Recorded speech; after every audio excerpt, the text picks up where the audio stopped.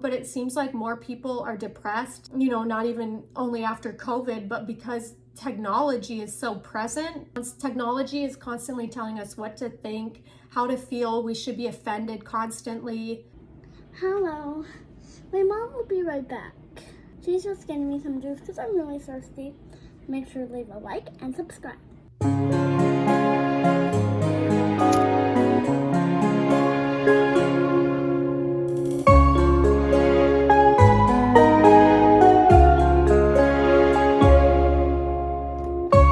Hi there, welcome back to Real Girl Thrift, or welcome if you are new here.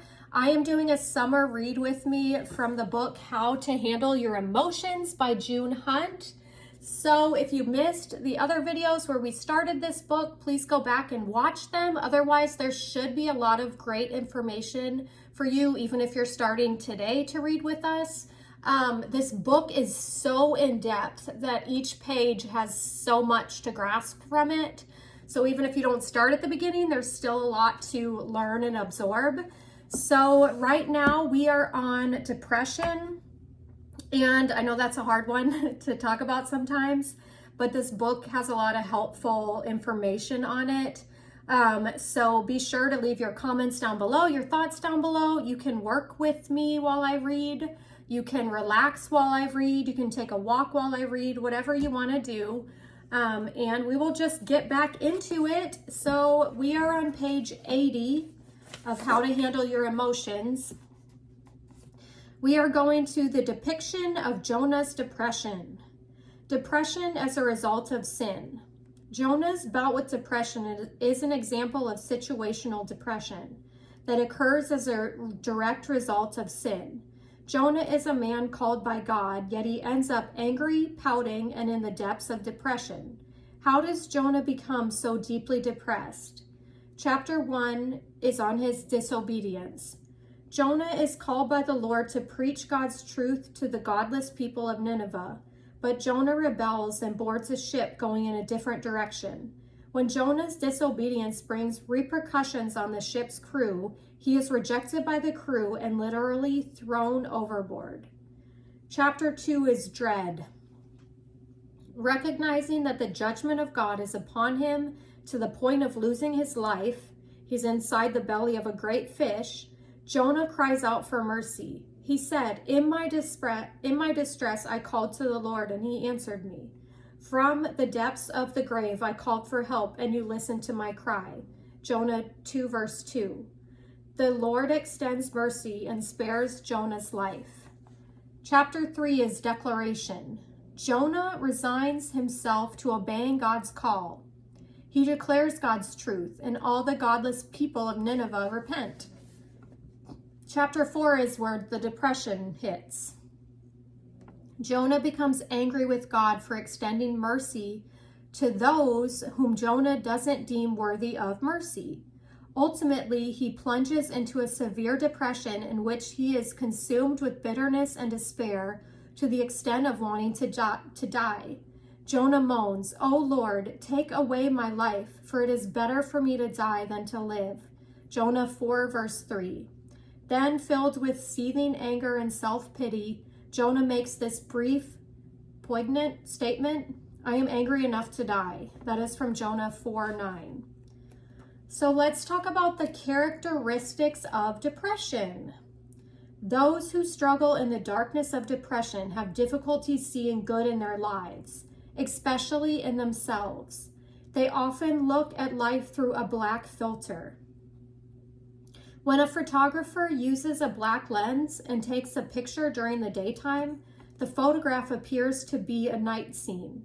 In a similar way, the depressed see through a dark lens that affects their perception of the world around them. Consequently, they feel helpless about their situations, hatred toward themselves, and hopeless over their future.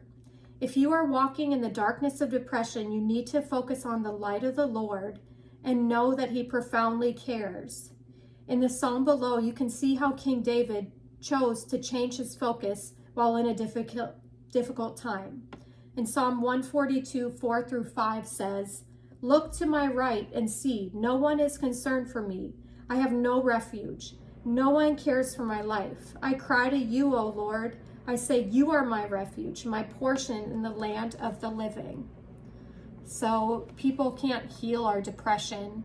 God can heal our depression. What is the dialogue of the depressed? Words are powerful. They can change minds, hearts, and ultimately lives. When a painful situation causes us to react with negative emotions, the thoughts that follow that reaction will determine if those emotions will rule us or if truth will rule us. Why? There is actually a physical connection in all this based on how God designed the human brain. When we feel emotional pain, if the language center of the brain is activated, the strength in the emotional center of the brain is automatically reduced. This means our thoughts have power over our emotions, even to the point of overriding our emotions and bringing them into subjection. Because the spoken word has more power than the unspoken word, it is important to speak words of truth, words of faith, in order that truth and faith may be strengthened in you. So it's like, even if we're feeling a certain way, the feelings can't dictate our future. So just saying like, Lord, I know I feel unworthy right now, but I'm going to trust in your work in the cross that you are worthy for me, and fill me with your spirit, help me. Because the spoken word has more power than the unspoken word, it is important to speak words of truth, words of faith, in order that truth and faith may be strengthened within you. Ultimately, feelings follow thinking. Therefore, what you say to yourself, about your situation, about your future, and even about God will determine how you feel about yourself, your situation, your future, and God and his relationship with you. As you line up your thinking with God's thinking, your words will bring life, not death. In Proverbs 18:21, it says, the tongue has the power of life and death. So what do you say about yourself? I can't do anything right. Why should I even try? My usefulness is over. I hate myself. Look at so-and-so by comparison. I must have done something wrong. Nobody loves me. What the light of truth says in Isaiah 54:10 is, though the mountains be shaken and the hills be removed, yet my unfailing love for you will not be shaken, nor my covenant of peace be removed, says the Lord who has compassion on you. What do you say about your situation? I don't see any way out. It didn't matter anyway. This is intolerable. It's not fair. I'm helpless to change it. I can't do anything about it. I can't bear it. What the light of truth says in Philippians 4:13. You can say with the Apostle Paul, I can do everything through him who gives me strength. So we have to ask God for strength too. Because without him, we can't do it. What do you say about your future? So what? Nothing will change. No one will ever love me. I'll be too old. That was my last chance for happiness. I have nothing to live for. It's hopeless. What the light of truth says. God says, I know the plans I have for you, declares the Lord. Plans to prosper you and not harm you. Plans to give you hope and future. That's from Jeremiah 29:11. If you are walking in darkness, then cherish these words from the Lord. I will lead the blind by ways they have not known. Along unfamiliar paths, I will guide them. I will turn the darkness into light before them and make the rough places smooth. These are the things I will do. I will not forsake them. This is in Isaiah 42:16. Okay, so here's a little story for us. It's called The Painter, the Razor, the Snuffed Out Candle. His boyhood dream was to become a pastor, to follow in the footsteps of his father and grandfather. Once describing his life mission as preaching the gospel to the poor, he immersed himself in studying the scriptures. At age 23, the spiritually zealous assistant minister developed his first sermon, focusing on the theme, Our life is a pilgrim's progress. And he stated on numerous occasions that our lives should be led as an imitation of Christ's. Who was this Dutchman born in 1853? the one who hoped to carry on his family's spiritual legacy. He was the renowned artist Vincent van Gogh. Unfortunately, this highly emotional young man lacked self-confidence and experienced major problems during his life. Following a brief stint as a missionary in a mining district in Belgium, Van Gogh's spiritual fervor spiraled downward into depression. Just 6 months after his appointment, he was dismissed. Though poor speaking was cited as the cause, in actuality, he encountered huge disagreements over how to conduct real ministry. Van Gogh had a heart for the impoverished, the materially and spiritually poor to whom he had been assigned. He lived with them and liked them, even sleeping on a straw mat night after night. He perceived the religious leaders of his day as distant and removed, caught up in stuffy propriety and protocol, disengaged from the grittiness of real life ministry. Following the time he was fired, Van Gogh remained in the mining community and began sketching pictures, and the course of his life changed forever. He once said, an artist needn't be a clergyman or a church warden, but he certainly must have a warm heart for his fellow men. As Van Gogh became immersed in the tumultuous world of artists, his life became more torturous. Originally fixated on the muddy-colored paintings of the poor, he moved to Paris in 1886 to live with his devoted brother, Theo, an art collector.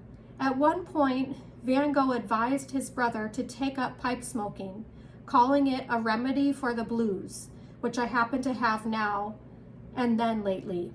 Theo introduced Van Gogh to artists such as, I'm going to say this wrong, Gauguin, Gaugin, with whom he had a volatile relationship. Van Gogh delved into more vivid colors in Paris and there acquired the distinctive brushstrokes that now signify his work. Then, after moving to the south of France in 1888, Van Gogh incorporated the yellows and hot reds of the Mediterranean into his paintings. This was said to represent his moods. Here, he and Gaugin painted together and argued together. Their deteriorating friendship culminated in Van Gogh chasing Gaugin with a razor, but that infamous episode ended with Van Gogh cutting off part of his own left ear. Oh, I didn't know that that's how that happened. So he was chasing his friend, but he ended up cutting his own ear off. The very next year, the unstable artist voluntarily committed himself into a mental asylum. Diagnoses are diverse in regard to what may have caused the eccentric and unstable behavior in this post-impressionist painter. Psychiatrists report that as an adult, Van Gogh suffered 2 distinct episodes of reactive depression along with bipolar aspects, and that the last 2 years of Van Gogh's life were characterized by recurring psychotic episodes. The French physicians who attended Van Gogh in the asylum diagnosed his condition as epilepsy caused by consuming absinthe, a liquor with high alcoholic content and toxic herbs. Well over 150 physicians have since ventured diagnoses, but there is limited information upon which to draw a definitive conclusion. Van Gogh's life was a continual pattern of suffering and setbacks, and isolation and ill will from those around him. But his brother Theo gave him constant support and encouragement. One day, as the two surveyed Van Gogh's vast collection of painted canvases, Theo commented, "When your heart shall cease to beat within your bosom, it will throb in your pictures." And on July 29, 1890, at the young age of 37, Van Gogh's heart did cease beating. He died from a self-inflicted gunshot wound. Vincent van Gogh died having sold only one of his paintings for about $100. By contrast, in recent years, his painting Irises sold for $53.9 million. The life of Van Gogh does indeed throb in his pictures, but further tragedy rests in the fact that his focus on the Bible, so beloved to him in the first chapter of his life, weakened as he grew older, when he became so desperately needed spiritual help and healing.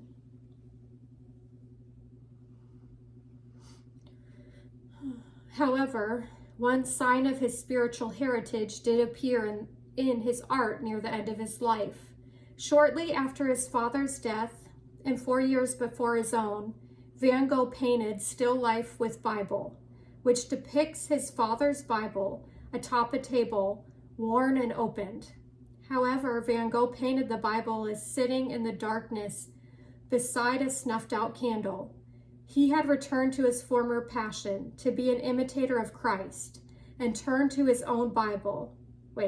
Had he returned to his former passion, to be an imitator of Christ, and turned to his own Bible, he might have painted a brighter picture of the Lord's life-changing hope amidst the darkness of depression.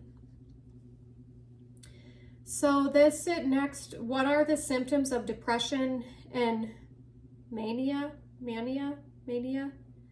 Some clouds bring a gentle rain, others evoke violent thunder and lightning, still others spawn tornadoes with vast destructive power, and finally some storms are so huge that weather forecasters give them names such as Hugo and Katrina.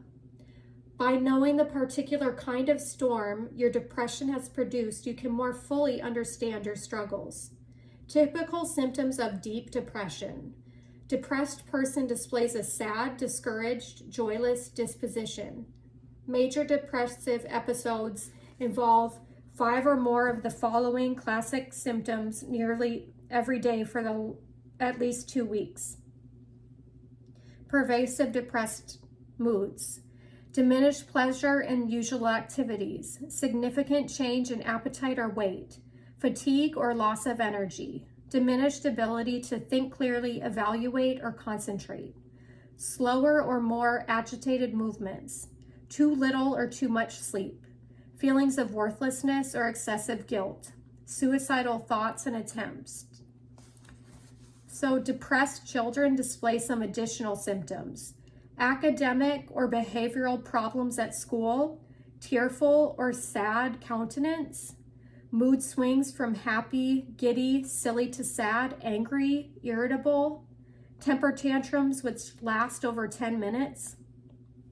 Aggressiveness toward peers, teachers, and or other adults. Frequent illnesses to avoid school attendance. Regression in behavior. Clinginess, wanting to sleep with parents, talking baby talk. Depressed adolescents display the following symptoms. Change in friends, social isolation, interest in music promoting hatred of others or self-destructiveness, defiance of reasonable parental rules, drug experimentation, promiscuous behavior or sexual experimentation, inordinate focus on video games, excessive surreptitious use of the internet. These are typical symptoms of manic behavior. Manic persons display unfounded, euphoric dispositions coupled with various acts of abnormally poor judgment. Manic episodes occur when 3 or more of the following classic symptoms, not normal for the person, last for at least 1 week. Inflated ego, racing thoughts, easily distractive, excessive talk, decreased need for sleep, increased obsession over a goal, excessive involvement in pleasures that risk negative consequences. Bipolar persons display occurrences of both manic and depressive episodes. I do want to say really quickly that I feel like for myself personally, I can become more depressed if I'm looking at like in the media of different things going on. What am I watching? If I'm watching like a lot of drama, is that really good for me? Like drama can be interesting, but is it really helping my mood? And how is it making me perceive others? So I think, it seems like, and maybe I could be wrong, but it seems like more people are depressed, not even only after COVID, but because technology is so present. Technology is constantly telling us what to think, how to feel. We should be offended constantly. So I think taking a break from that is healthy, very healthy from time to time. Yeah, that's just a little side note. Comment if you've experienced the same. Okay, bipolar persons display occurrences of both manic and depressive episodes. So this now is talking about King Saul's mania and depression. The extreme emotional and behavioral swings of King Saul are similar to many symptoms associated with bipolar disorder. At times, Saul appeared to have alternating episodes of mania and depression. So, characteristics of mania is irritability. So, King Saul's manic behavior, he disobeyed God because of impatience. Irritated that the prophet Samuel had not arrived to offer the designated sacrifice before battle, Saul became impatient and offered the sacrifice himself. After Samuel arrived, Saul voiced his excuse. When I saw that the men were scattering and that you did not come at the set time, I thought, now the Philistines will come down against me. So I felt compelled to offer the burnt offering. 1 Samuel 13:11-12. Saul's decision to offer the sacrifice himself disobeyed the clear command of God. He had poor judgment. He forbade his army to eat during battle. Saul's army was in distress because Saul had bound his troops to an oath, saying, "Cursed be any man who eats food before evening comes, before I have avenged myself on my enemies." So none of the troops tasted food, and the men became weak. That was in 1 Samuel 14:24. Engaging in excessive pleasures, he kept excessive battle spoils. God told Saul to completely destroy the enemy as well as their possessions. However, Saul kept the forbidden battle spoils, the best of the sheep and cattle, the fat calves and lambs, everything that was good. Then the word of the Lord came to Samuel. I am grieved that I have made Saul king, because he has turned away from me and has not carried out my instructions. From 1 Samuel 15:7-11. He had inflated self-esteem. He erected a statue of himself. Although Samuel went early to meet with Saul, Samuel was told, Saul has gone to Carmel. There he has set up a monument in his own honor. That's in 1 Samuel 15:12. Clearly an act of grandiosity. He was easily distracted. He became distracted by the Israeli woman's song. When Saul's men were returning from battle, rather than focusing on the victory, Saul was distracted by what the women were singing. Although the refrain was meant to honor the troops, Saul was very angry. This refrain galled him. They have credited David with tens of thousands, he thought, but me with only thousands. What more can he get but the kingdom? Saul's frequent irritability was obvious, as from that time on, Saul kept a jealous eye of David. That was from 1 Samuel 18:8-9. He had an excessive focus on a goal. He became obsessed with the goal to kill David. When David first began serving the king, Saul liked David very much. However, when Saul realized that the Lord was with David and that his daughter, Michal, loved David, Saul remained his enemy the rest of his days. Jonathan appealed to his father Saul. He, David, has benefited you greatly. Saul took an oath. As surely as the Lord lives, David will not be put to death. Yet later, Saul sent men to David's house to kill him. Saul made additional attempts to take David's life. We can read that in 1 Samuel 16:21, 18:28-29, 19:4-6-11. He had racing thoughts. He entertained thoughts to kill the son he loved.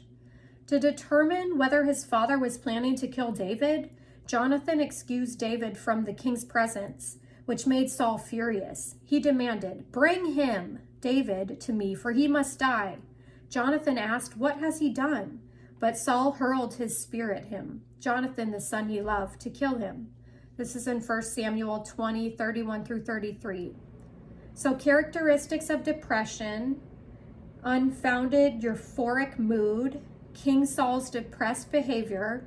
He presumed he had the Lord's favor. Saul, in the midst of an elevated mood, said, "God has handed him, David, over to me."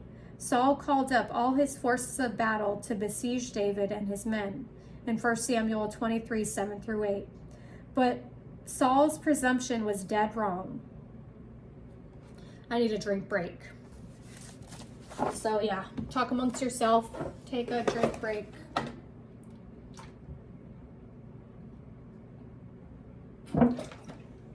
Okay. Back to it. He had discouragement, dismay, and hopelessness. He lost hope in the face of fear. Although God had delivered Saul in many battles, when Saul's army was challenged by the Philistine giant Goliath, Saul and all the Israelites were dismayed and terrified. Clearly, God had anointed Saul as king, yet Saul continued to battle debilitating fear and hopelessness. Later, when Saul was again challenged by the Philistines, he was afraid. Terror filled his heart. That was in 1 Samuel 17:11 and 28:5. He diminished pleasure in unusual activities. He no longer enjoyed David's harp. Often, David soothed Saul's troubled spirit by playing the harp. On one occasion, while David was playing the harp, Saul tried to pin him to the wall with his spear. But David eluded him as Saul drove the spear into the wall. That was from 1 Samuel 16:23, 19, 9 through 10. So he had increased irritability. He flew into angry outbursts. He, Saul, was prophesying in his house while David was playing the harp, as he usually did. With no provocation whatsoever, Saul had a spear in his hand and he hurled it, saying to himself, "I'll pin David to the wall." But David eluded him twice. This is in 1 Samuel 18:10 through 11. He had unrealistic negative evaluations. He accused his men of treason. Saul, in his attempt to find and kill David, made unjust accusations toward his son and innocent countrymen. "Will the son of Jesse, David, give all of you fields and vineyards? Will he make all of your commanders of thousands and commanders of hundreds? Is that why you have all conspired against me? No one tells me when my son makes a covenant with the son of Jesse. None of you is concerned about me or tells me that my son has incited my servant to lie in wait for me as he does today." That was from 1 Samuel 22:7 through 8. He had exaggerated frustration. He put to death one who confronted him. When Saul falsely accused a priest who innocently helped David, the priest sought to reason with Saul. "Who of all your servants is as loyal as David, the king's son-in-law, captain of your bodyguard, and highly respected in your household?" But in denial, Saul said to the priest, "You will surely die, you and your father's whole family." That was from 1 Samuel 22:14 and 16. He was sad, discouraged, and pessimistic. He bemoaned his fate and feared David. Saul learned that David had spared his life. With periodic, overwhelming sadness, Saul expressed his dread of the future, saying, "I know that you will surely be king, and that the kingdom of Israel will be established in your hands. Now swear to me by the Lord that you will not cut off my descendants or wipe out my name from my father's family." That's in 1 Samuel 24:20 to 21. He had a loss of appetite and he refused to eat. Saul was in such a depressed state that he said, "I will not eat." That was in 1 Samuel 28:23. He had suicidal thoughts or attempts. He took his own life. Upon receiving a critical wound in battle and being unable to persuade his armor bearer to kill him, Saul took his own sword and fell on it. in 1 Samuel 31, verse 4. Okay, so we're going to end today's video here. So next time we are going to pick up on Elijah. So we're going to talk about Elijah's descent into depression. So hopefully that can help us in some way. If you have any comments or thoughts, please leave them down below in the comments. Any prayer requests, please put them there as well. And I hope you're having a good day. If you're feeling depressed, just ask God would help you today to overcome it and help to restore the joy in your heart. I will see you next time. Bye.